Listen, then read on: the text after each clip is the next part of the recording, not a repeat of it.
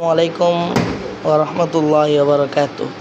সম্মানিত ভিউয়ার্স, আপনাদের সামনে নতুন একখানা ভিডিও নিয়ে আমি হাজির হলাম, মাহমুদুল হাসান। আজকে আমাদের মাদ্রাসায় দেখছেন ছোট্ট বাচ্চারা আছে, তাদের সবাইকে মিষ্টি খাওয়ানো হবে।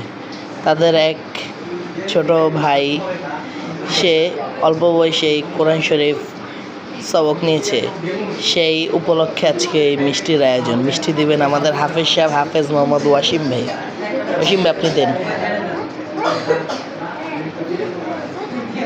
সবাই নিয়ে চলে যাও, কেউ ডাবল আসবে না।